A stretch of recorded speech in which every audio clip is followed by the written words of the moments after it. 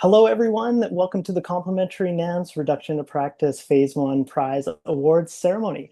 Our agenda for today will include opening remarks, followed by our keynote address, then an overview of the Phase 1 winners announcement, and then we'll talk about Phase 2, and then we'll talk about next steps.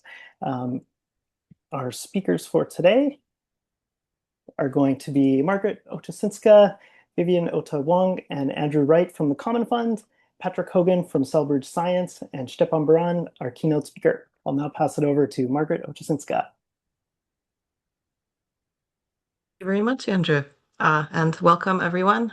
We're so happy to have you here and be at the stage to be able to announce the winners of the Phase 1 of the Reduction to Practice Challenge. Next slide.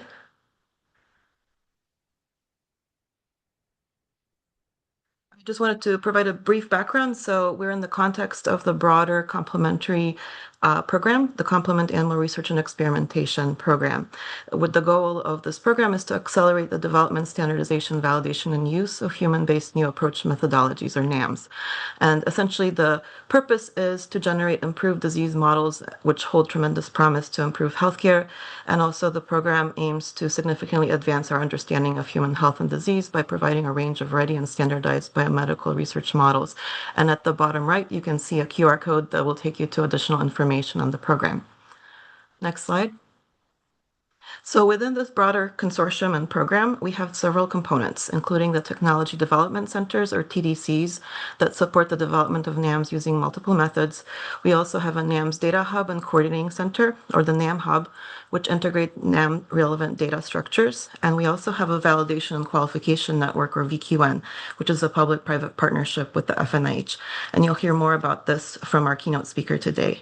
And again, the QR code is to your right.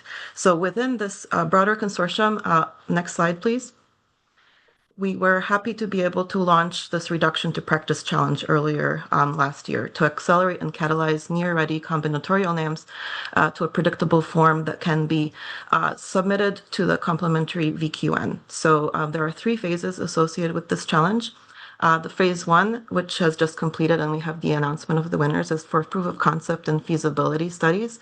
The next phase, which we'll talk about today as well, is prototype development and milestone achievements. And the third phase will be prototype delivery for validation and qualification. So the total cash prize purse is $7 million to be shared among the winners. And we're very happy to be at this stage again to be able to announce the winners today. With that, next slide, please. It was my pleasure to introduce Dr. Vivian Ota-Wong, who's the Acting Director of the Office of Strategic Coordination, the Common Fund, who will provide additional remarks about the Common Fund. Thank you.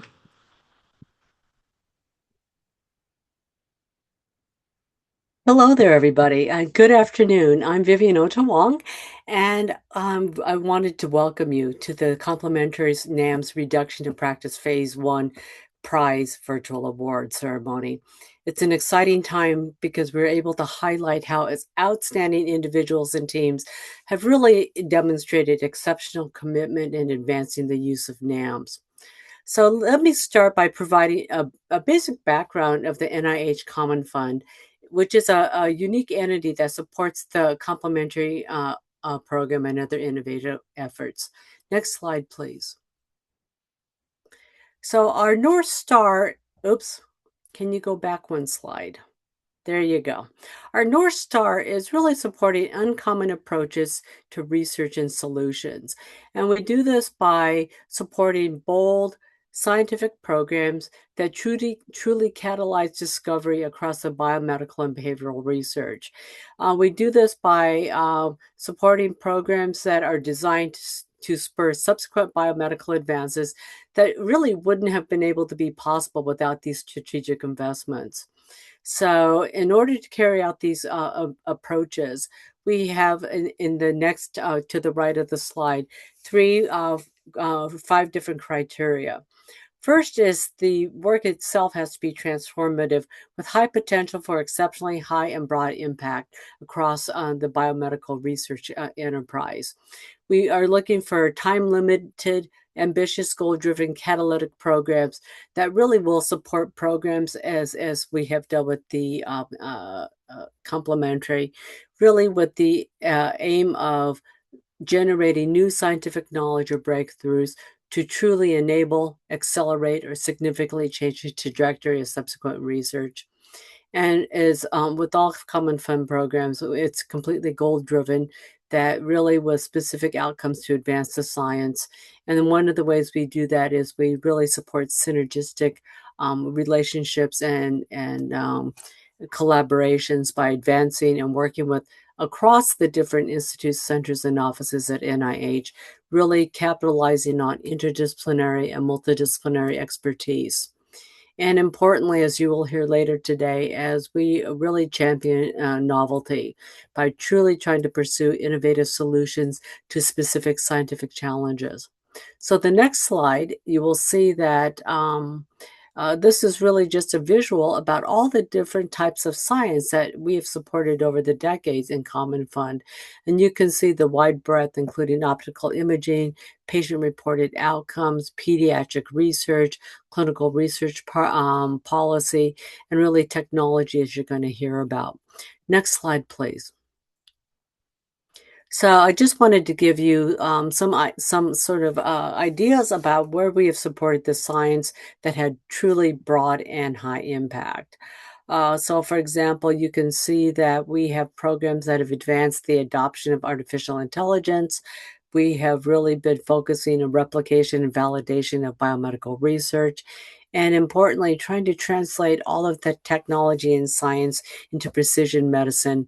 And now with the new advent of and continuing acceleration of artificial intelligence, really looking at the integration of precision medicine and AI. Next slide, please. Okay, I have the pleasure of introducing our keynote speaker, Dr. Shapan Baran, the president of the 3Rs Collaborative, former Novartis digital lead, and the private sector co-chair of our validation and qualification network. Zafan has a wealth of industry and government expertise in the NAM space and is a veteran scientist who co-founded AI initiatives alongside the FDA within the 3Rs Collaborative. He was also a member of the NIH Advisory Committee to the Director Working Group on Catalyzing and Development and Use of Alternative Methods to Advance Biomedical Research, which actually provided the recommendations that set the stage for strategic planning for the complementary program. Today, Stefan will be discussing insights on bringing NAMs into the industry space, what types of strategies can support regulatory acceptance, and how the VQN is helping to serve as an innovation bridge for up-and-coming NAMs platforms. I'm going to hand it off to you, and congratulations again. Thank you so much for having me here, Viviana, for that kind introduction. So one, I guess, to the winners today, congratulations. And to you guys also having me here. So as I mentioned, I'm a co-chair of the industry side of the VQN, and I'm going to talk about from that perspective, right? So it's the body that the prototypes that you're making within your projects, they have to satisfy to win this thing.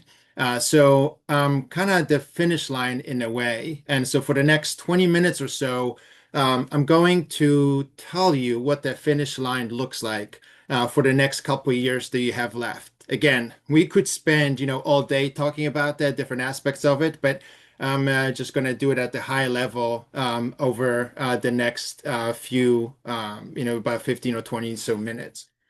So, but first, let me tell you why I care. So I became a veterinarian hoping that by the time I retired, we wouldn't need animals to develop medicines. I'm not sure if that's going to happen in the time frame, but I'm not retired yet. So again, this is not a complaint, but it's why I'm standing here. Because you, as the winners of this competition, quote unquote competition, are closer to that than I was at your stage. And before anything else, what you build didn't exist before you build it. So most people never get that far. So again, congratulations on that. And so I'm going to spend your time not on applause, but don't mistake that on a brevity, the brevity for indifference on that. But what I want to concentrate on is I guess before I move forward, the one thing before the hard part is this room isn't all one lane. Some of you are building for drug development, some for chemical safety and human health protection. And I'll use the drug development examples because that's where I live, that's where I'm familiar with. But translate freely because the standard doesn't change from one industry to the next. So now look very carefully at how you were judged. In phase one, the heaviest weights were the approach at 35 and feasibility at 25. So significance and innovation together were only 25 out of the 100. So from here, the weight shifts again towards demonstrated performance and your capability to execute. And there is a very different game, and the teams that struggle are the ones who fell in love with the technology instead of the decision it serves. So this is really the whole talk in one line. It's not, does it replace an animal? That's really the wrong scoreboard. So the question is whether a sponsor and a regulator can act on your output from your technology. So if they can act, you won. If they can't yet, raising their confidence is still real value. And here's the quiet bonus. Even when NAMS doesn't replace, it almost always refines and reduces. So the 3 Rs almost always follow, even though that's not the priority. So there are two failure modes. First is the conflation. So many NAMs were born to screen thousands of chemicals for hazard, then got sold as a drug translation tools. But it's a different problem, different bar. So know which one you're solving. So the second, every complement you add to the workflow adds cost. So the reviewer's unspoken question and the sponsor's unspoken question is always, what did this buy me? So if the answer isn't more decision confidence, you really added an additional expense, not value. So really name your cost and then beat it. Because otherwise, implementing those technologies is going to be really challenging, especially for the sponsors, if it doesn't help us with making that decision. So SIPA is really the closest thing to Miro of what you are attempting. So every winner in these projects. So several methods integrated into one decision about torsade risk. And it's set out to improve on an over-conservative regulatory strategy. So many of you guys are familiar with this. In 2022, its non-clinical assays were reflected in the ICH E14 and S7B questions and answers. So note the vocabulary. That's a Q&A document at step 4, not a new guideline. And that's important to remember. So and notice how it got there. They locked the model and the metric before they test it. So pre-specified and then frozen. So here, look at the runway, right? And this is not to scare you. This is just show you how long this takes, but also how now it's being expedited. So looking at this runway, but again, make sure you read it the right way. So it's 10 to 15 years each. And most of that wasn't the science. It was finding the path, who to talk to, what evidence counted, which door to knock on. And then so you start already standing on that path. It's also and then I guess I will also say that the quiet part out loud.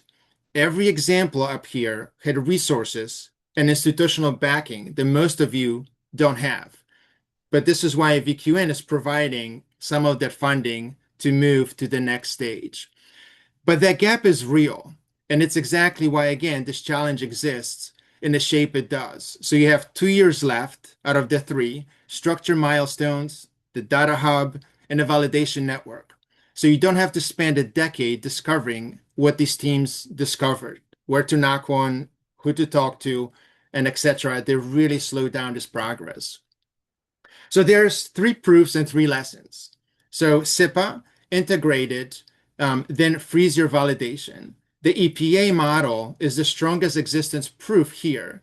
It's a combinatorial method already replaced 3 estrogen tier 1 assays, including the animal uterotrophic study. And I'm sure many of you guys are already aware of this.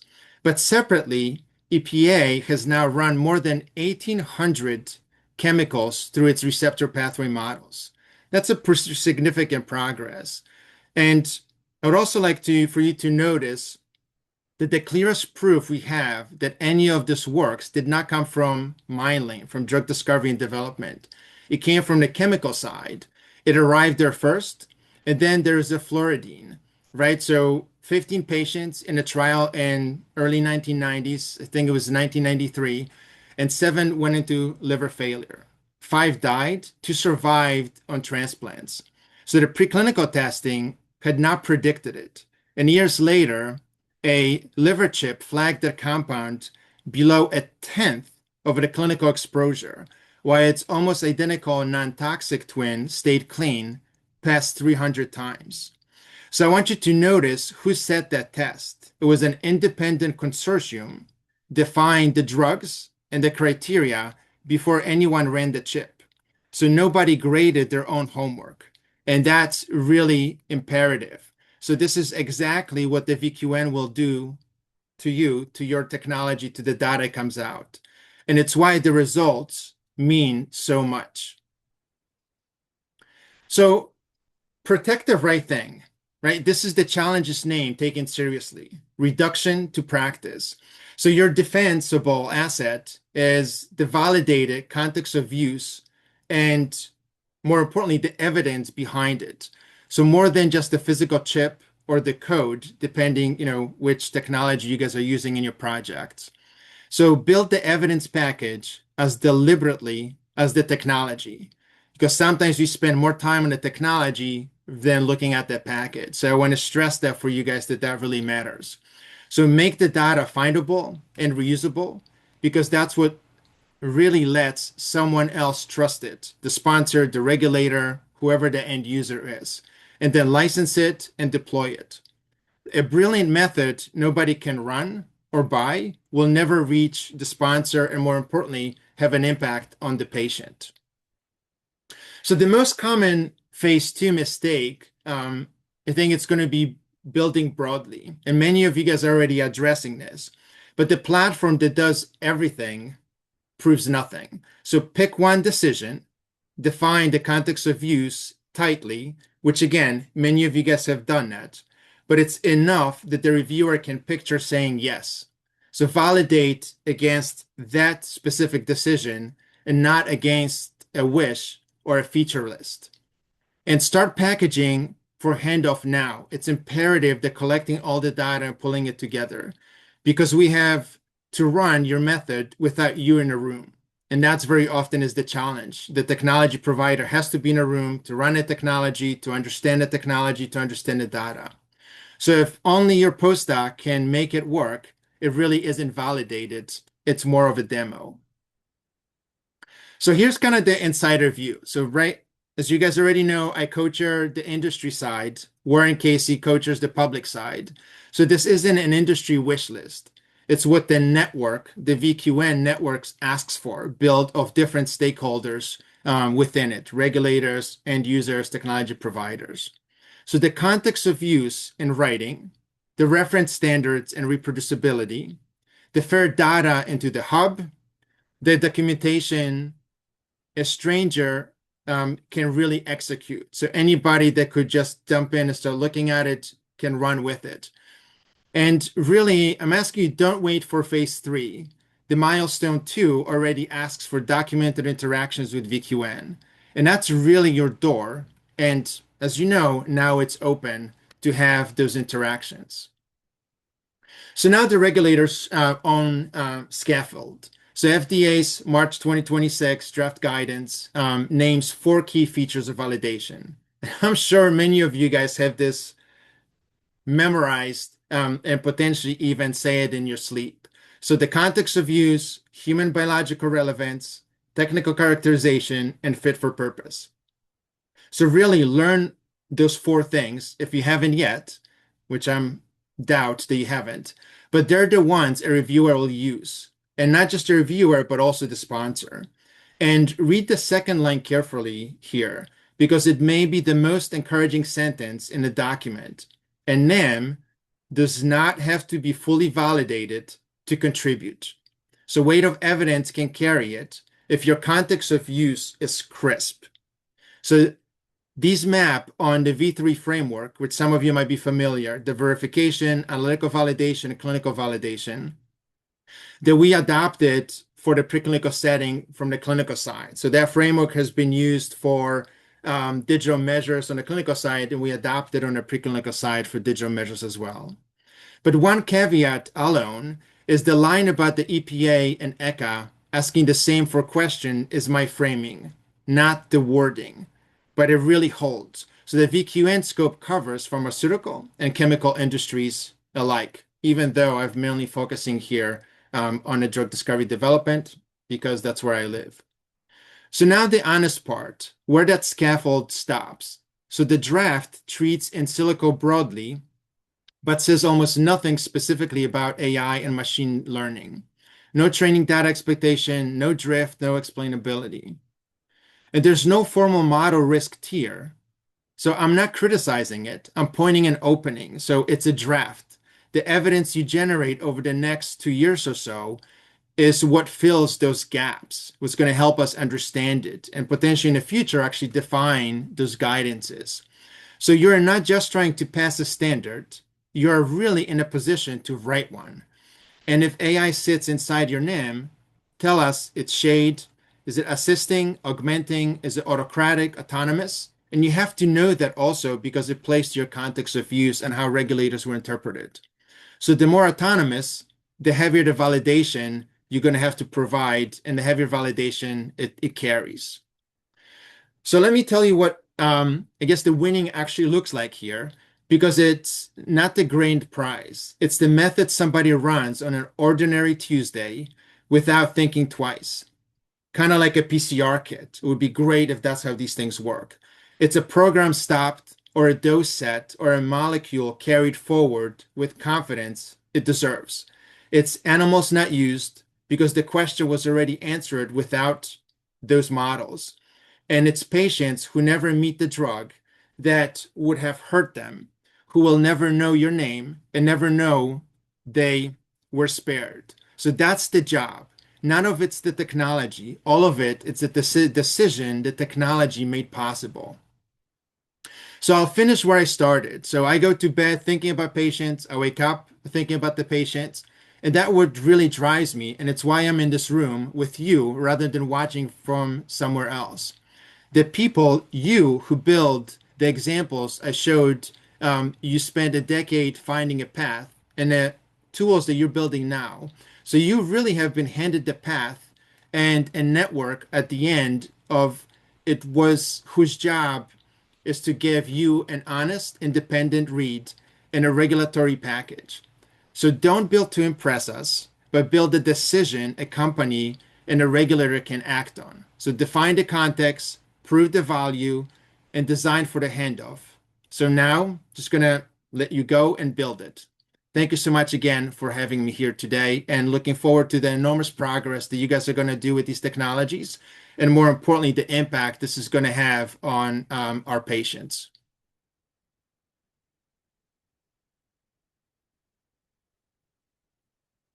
All right, let's move to the next slide there.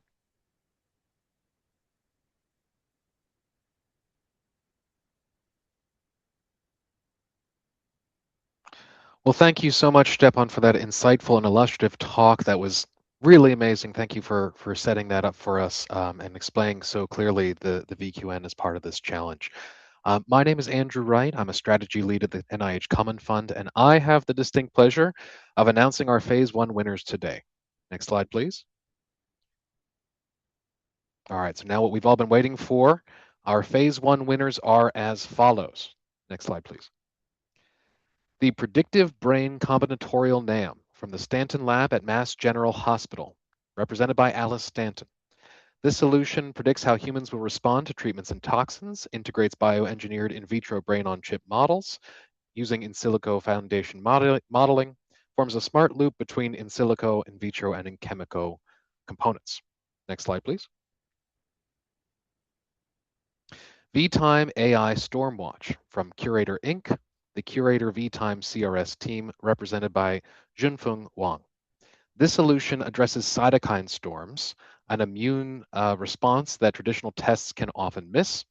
It grows human tumors with blood vessels and immune cells on a chip and combines that with AI to read its reaction to therapeutics and score the risk. It is designed to be more human accurate than traditional models or 2D cultures and built to be the industry standard. Next slide, please. Human lung models for anti-fibrotic therapeutics from Wake Forest Institute for Regenerative Medicine, represented by Robin Gore. This solution uses human cell-based lung tissue models for drug testing, uses rapid 3D printed models to screen drug candidates and detect toxicity. And the platform is designed to accelerate delivery of effective treatments to patients. Next slide, please. Combinatorial NAM for human atherosclerosis model from Endomimetics Inc., represented by Joseph Garner. This solution has 3 components: AtheroVasc, a human vascular model of early atherosclerosis; AtheroVasc assay, a scalable drug testing assay for fat buildup, immune cells, and inflammation; and AtheroVasc analysis, an AI-powered platform for imaging and quantitative analysis.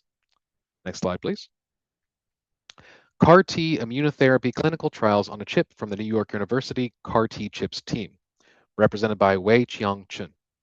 This solution integrates patient-derived organoids in a cancer-on-a-chip system, simulates the CAR-T cell therapeutic process, and uses deep learning-assisted prediction of patient responses to immunotherapy. Next slide, please. AI models of human skin organoids from Team Organomics, Stanford University, represented by Calvin Kuo. This solution uses immunocompetent human skin organoids with endogenous native epidermal, dermal, and immune components. Involves systematic perturbation with inflammatory stimuli and then iterative organoid training of an AI digital twin. Next slide, please. Combinatorial human bone remodeling NAM platform from the University of Massachusetts Amherst and Metabone, represented by Jungwoo Lee. This solution has 3 components. The in vitro component uses demineralized bone paper-based 3D human bone models that recapitulate a multicellular remodeling cycle. The in chemical component is a time course multiplex analysis of conditioned medium with bright field imaging to assess bone metabolic states, and the in silico component integrates multi-scale digital simulation of molecular, cellular, and extracellular matrix dynamics across the bone remodeling cycle. Next slide, please. PACEIT, Immune Cardiac NAM for Medical Device Testing from Team PACEIT leaders, team captains Brenda Ogle and Doug Hine. This solution addresses the challenge of chronic variability of pacing capture threshold. The solution PACEIT is called Pacemaker Assessment with Cardiac Engineered Immune Tissue and is designed to support data-informed optimization of next-gen pacemaker technology. Next slide, please. High throughput human tissue remodeling and toxicity from First State ClickChem Solutions, represented by Lucas Liu. This solution tests tiny samples of human tissue to see how they build and repair themselves, shows whether medicines help tissue recover or cause hidden damage, and combines lab testing and AI to find safer treatments faster. Next slide, please.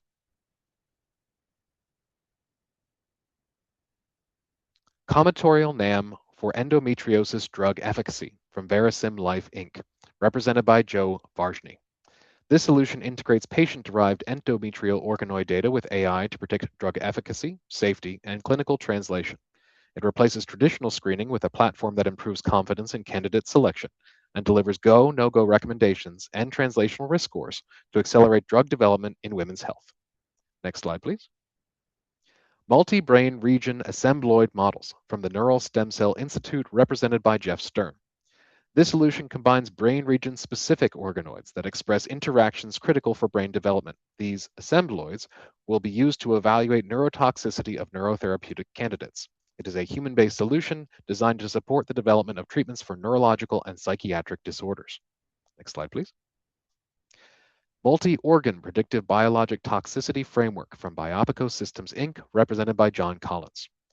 This solution uses an integrated human biology connecting liver, immune, vascular, and disease tissues within a recirculating system.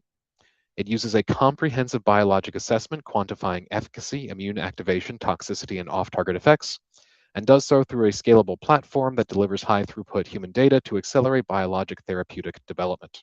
Next slide, please. Human brain organoids to predict developmental neurotoxicity from Bioprinting Laboratories, Inc., represented by Pranav Joshi. This solution uses tiny lab-grown human brain tissues or organoids that mimic early brain development. It measures how chemicals may disrupt brain growth, nerve cell development, and communication, and combines the results with artificial intelligence to identify potential risks faster and to reduce traditional testing. Next slide, please. Precision dosing of oligonucleotide therapeutics from Team Jav-Sur, a combination of Javelin Biotech and Certara, represented by Murat Girit. This solution combines human-relevant data from Javelin's liver tissue chip studies with Certara's virtual twin computational tools, evaluates oligonucleotide safety and efficacy, and simulates various patient responses. And it complements existing workflows to identify precise patient doses for faster, safer, and more efficient drug development. Next slide, please. NeuroTrax AI from the Frontier Bio Corporation, represented by Eric Bennett. This solution is a human brain on a chip model that recreates the human blood-brain barrier. It combines that with AI-powered analysis, automatically scoring blood-brain barrier health from chip images, and is designed to accelerate cures by speeding drug research and development, supporting a faster pathway to the clinic. Next slide, please. AI-driven antibody repurposing for new therapies. Wake Forest University Health Sciences, represented by Shida Young. This solution identifies antibody-targeted 3D binding sites from patented protein sequences. It leverages AI and FDA-approved antibodies to enhance patented antibodies and prioritizes lead candidates using preclinical efficacy and safety metrics and optimizes dosing strategies. Next slide, please. Liver Combine from the Liver Combine Consortium, represented by Rama Gulapuli.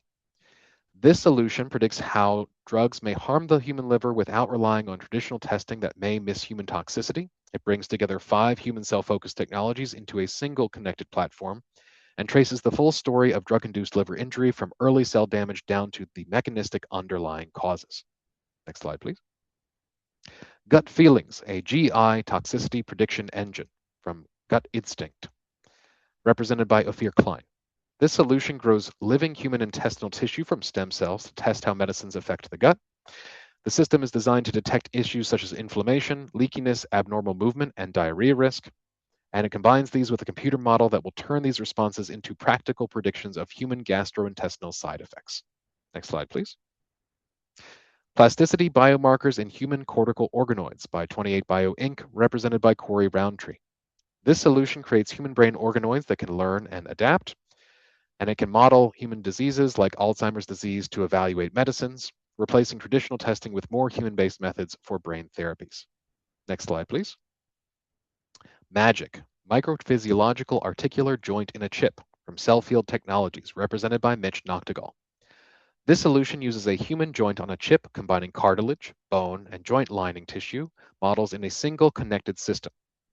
It captures the tissue-to-tissue communication that single tissue models and traditional studies can miss, and is designed to screen drug candidates for joint disease safety and efficacy using human-based cells. Next slide, please. All right, please join me in congratulating our Complementary NAMS Reduction to Practice Challenge Phase 1 winners with a round of virtual applause. You can learn more about the winning solutions at the QR code below. We look forward to their participation in Phase 2, and for that, I will turn things back over to Margaret Oczochinska. Congratulations again to all of our Phase 1 winners. Thank you so much, Andrew. And again, congratulations to everyone, and virtual applause and real applause as well. We'll just briefly go over the next stages of the challenge. So I'll go over Phase 2. Next slide, please. So just briefly, as you know from the challenge announcement and the description, we will have the 3 phases. We just completed Phase 1, and congratulations to the winners. For the Phase 2, it will include 2 milestones, and milestone achievements will be assessed. So for Phase 2, there's a prototype development and milestones. Milestone 1 will be for up to 10 winners, $150,000 each, and the current period will be from now until March of 2027. And the main goals will be to demonstrate progress developing your combinatorial NAM platform according to fit-for-purpose needs, and to demonstrate clear progress in initial performance testing. Milestone 2 of Phase 2 will be for up to 7 winners, $200,000 each, starting from May 2027 through October 2027. And that is to demonstrate progress towards internal validation and reproducibility of results generated by the NAM platform against reference standards and their equivalent. And as Stepan mentioned, there will also be integration of submitting data that meets standards of the complementary NAM hub or coordination center and the HCC NAM hub, and also documentation of how the NAM platform can be assessed by the Validation Qualification Network, the VQN. So there will be a lot of steps in between to make sure that there's a coordination across these elements, and additional details will be provided to the phase 1 winners. Next slide, please. And here I wanted to sort of show you the bigger picture of this reduction to practice challenge with this funnel that you may have seen earlier as you were developing your technologies. So as you see where we are now, the winner announcement is at the end of phase 1, and we're poised to begin phase 2. And so really the next steps, as I mentioned, will include development and milestone achievement of your technology, and that will be down selected from 10 winners to 7 winners at the end of phase 2. And then the future phase 3 will involve delivery to the VQN, Validation Qualification Network. So really we are poised at this next transition point to phase 2, and hopefully the wise words of wisdom from Stepan Baran were helpful to energize you guys to get ready and for the start of phase 2. With that, I'll hand it over to our next speaker. Next slide, please. Patrick Hogan, from the CEO of Cellbridge Science, and he'll provide you more information about the support services that will be provided to you in phase 2. Over to you, Patrick. Margaret.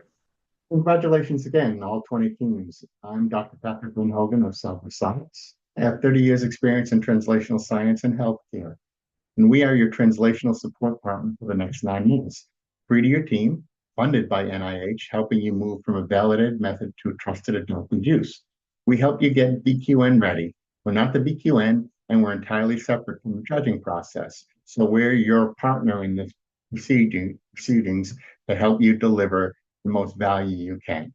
Next slide, please. So what our team offers is portfolio office hours, one-on-one coaching, a monthly cluster workshop, and escalation support. What we're trying to do is provide an equal playing field for all participants so that you can get the value that you need from the NIH resources. We're not part of the NIH, but we're here to facilitate and to help you improve the science. Would you mind going to the next slide, please? So our program calendar, as we touched on, we're here in the July timeframe, and we're going to work with you on a baseline to make sure that you're comfortable where you're at and where you need to be in the next coming months. Through the August-September period, we'll be working with you on translation, October-November regulatory requirements, December to January adoption, February-March readiness. Our goal is, again, we're a service as you need it, and to provide you the value that you can get and also the support that you might need in terms of becoming ready for the close of this process. Do you mind going to the next slide, please? So our commitments. One, what we're hoping to drive is the opportunity for everyone to have assistance with their kind of context of use. 2, this idea of sharing and drafting a validation plan, participating. Again, we're services that you may need, and we're offering this to you at no cost. The idea is also of connecting you with a cohort, a partner, if you need to have that partner. And so that, in essence, what we're trying to drive to is any barrier that you experience, we're here to help support you, trying to drive you so that your readiness, trying to connect you. The NIH has invested a great deal of time and energy. They've put together a phenomenal team to really enhance the science. And we're here to kind of focus that attention and deliver that support that you may need. Next slide, please. So again, our help is designed to help you, never to rank you. We have a domain readiness framework that we'll work with you on. Our work, our communication, our connection, it doesn't affect your standings at all. Our drive is to give you as much support as possible to facilitate your success. The first step in our process is you can reach out to us, or we'll reach out to you. information at cellbridgescience.com. We'll connect for an introductory meeting and try to help you kind of understand the tools and capabilities that you have for you. Again, congratulations. This is a phenomenal achievement that you had, and we're here to help you continue this journey to continue to change science. So thank you for this opportunity. Andrew, I think back to you. Excellent. Thank you, Patrick. Yes, so as next steps, the phase 1 winning teams will be contacted soon about next steps for phase 2. Also, the challenge website will be updated with announcements for future phases. And again, the QR code on your screen will take you to the challenge page where you can learn all about the challenge and learn more about the phase 1 winners. If you do have any questions, please send them to solve@herox.com. And we just did want to say again, thank you all for your time. And again, a big congratulations to all of our phase 1 winners. Thank you all for your time today.